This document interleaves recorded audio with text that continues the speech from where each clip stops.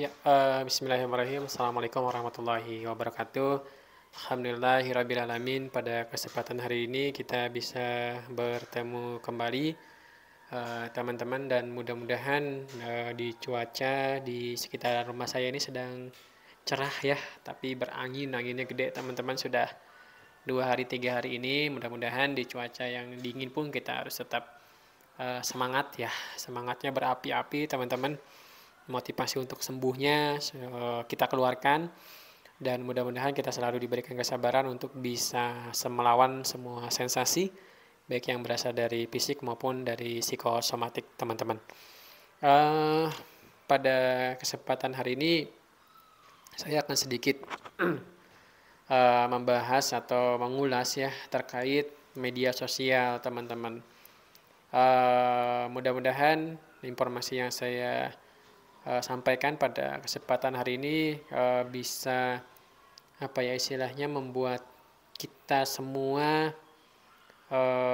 menyadari bahwasanya ada sisi negatif, ada sisi positif dari media sosial teman-teman.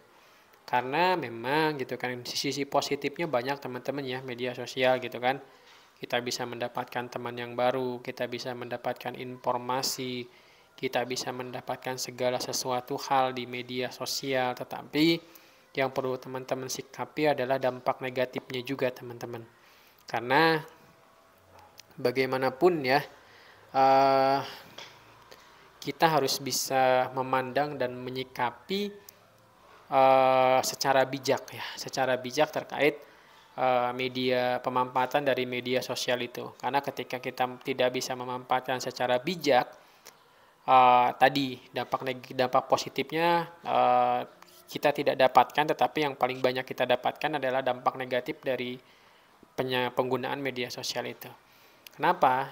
Karena saya berbicara kondisi-kondisi pasien yang bukan pasiennya kita ya, saya juga gitu kan, yang sedang mengalami anxiety disertai dengan asam lambung, atau asam lambung disertai dengan anxiety. Itu penting sekali untuk bijak dalam bermedia sosial.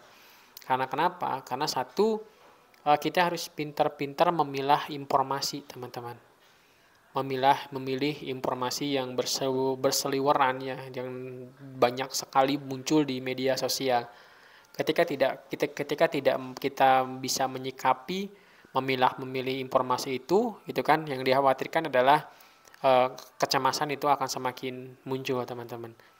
Jadi jangan sampai teman-teman terlalu memakan mentah-mentah apa yang didapatkan dari media informasi ataupun media sosial.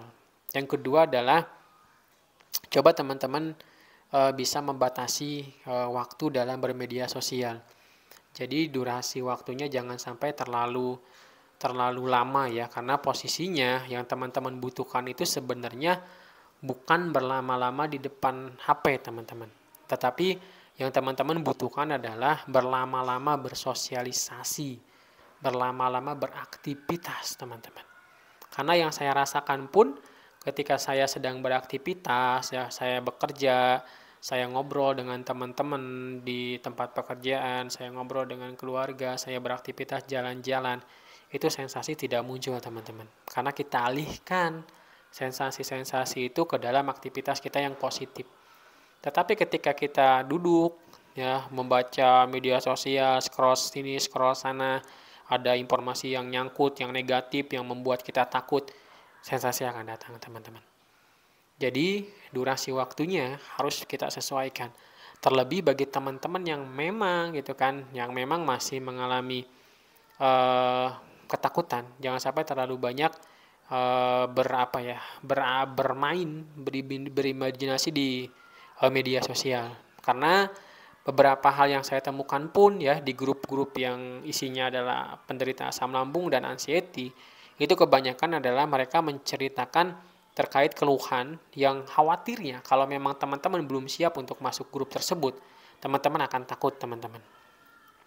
Jadi mungkin pesan saya kepada teman-teman yang memang tergabung di dalam grup-grup gitu kan, tergabung di dalam komunitas dan yang lainnya, pesan dari saya adalah ketika teman-teman akan menyampaikan keluhan ke dalam grup, keluhannya itu dibuat secara elegan teman-teman.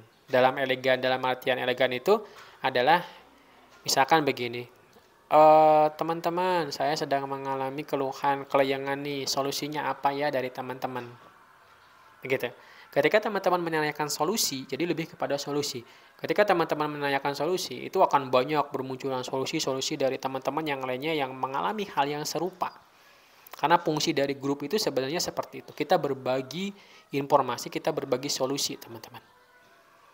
Nah, ketika teman-teman mendapatkan informasi dari yang lain, teman-teman pun jangan sampai mengambilnya secara mentah-mentah, tetapi teman-teman harus kaji dulu, analisis dulu kebenarannya gitu kan, apakah memang ini benar ataukah memang ini bisa dipercaya atau tidak. Jangan sampai terlalu dimakan mentah-mentah. Jadi ketika teman-teman menyampaikan keluhan-keluhan gitu kan, keluhannya harus disampaikan dengan elegan. Jangan sampai keluhannya adalah berbau negatif. Berbau negatif itu seperti apa? Contohnya, oh teman-teman saya mau udah nggak sanggup lagi nih gitu kan, saya mah udah putus asa nih gitu kan, saya mah sudah sedih gitu kan, saya mah udah wah pokoknya negatif. Kalau negatif, yang dikhawatirkan adalah teman-teman yang ada di grup itu semakin takut. Jadi timbul lagi kecemasan teman-teman. Jadi cobalah aktivitas, cobalah hal-hal keluhannya yang positif saja. Oh saya sedang olahraga nih pagi ini, ayo teman-teman kita olahraga.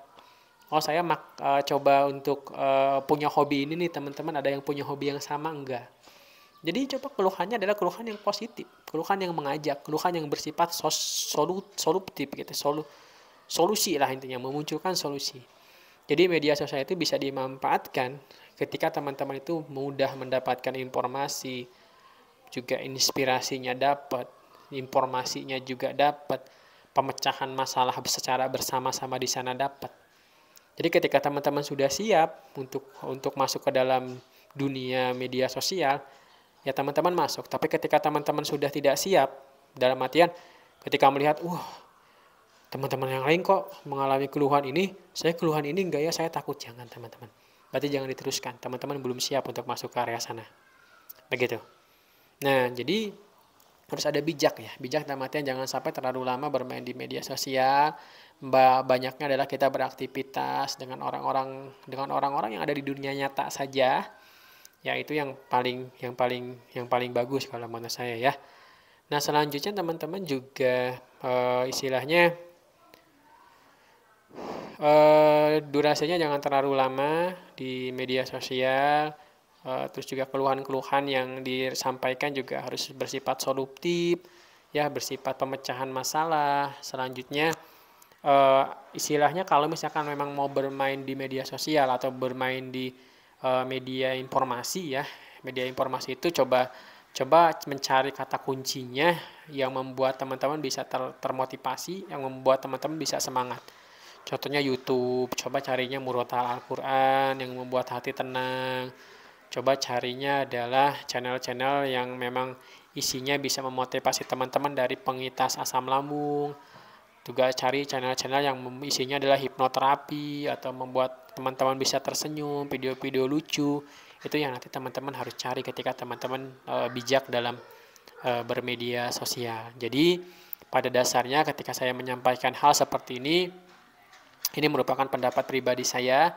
Mudah-mudahan pendapat saya juga bisa ada yang beda, barangkali teman-teman punya prinsip sendiri, yaitu mangga ya, saya serahkan kepada teman-teman. Pada intinya adalah bijak dalam bermedia sosial teman-teman, dan ketika memang media sosial itu memberikan beribu manfaat bagi teman-teman, ya mangga teman-teman bisa ikuti media sosial itu.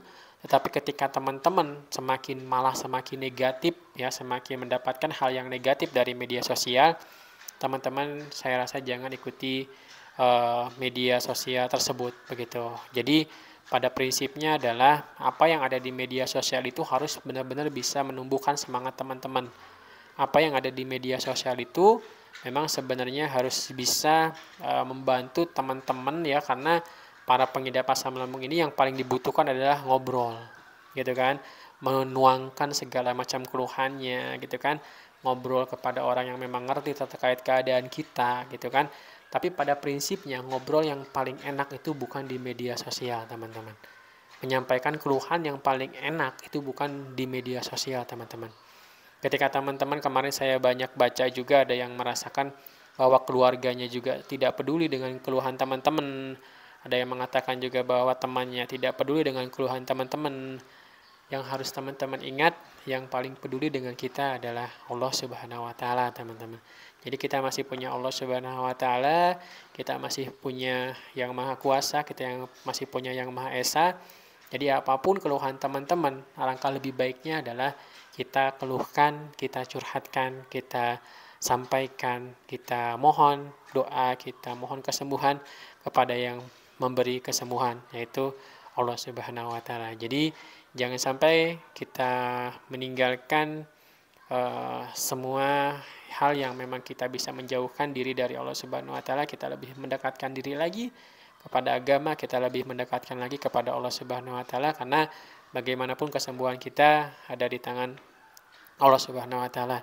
Dokter, tenaga kesehatan ataupun terapis itu hanya perantara, dan yang membuat bisa sembuh itu sebenarnya adalah diri teman-teman sendiri. Jadi bijak dalam bermedia sosial. Mudah-mudahan pada kesempatan hari ini teman-teman bisa bantu subscribe video saya, komen barangkali memang ada perkataan saya yang salah ya, ataupun komen apabila ada hal-hal yang akan dicurhatkan ataupun ada hal-hal yang memang perlu didiskusikan, maka bisa komen dan mudah-mudahan bisa di-share juga ke teman-teman yang lainnya ya. Akhir kata dari saya, bila taufiq wal hidayah. Wassalamualaikum warahmatullahi wabarakatuh. Hatur nuhun, salam sehat untuk kita semua.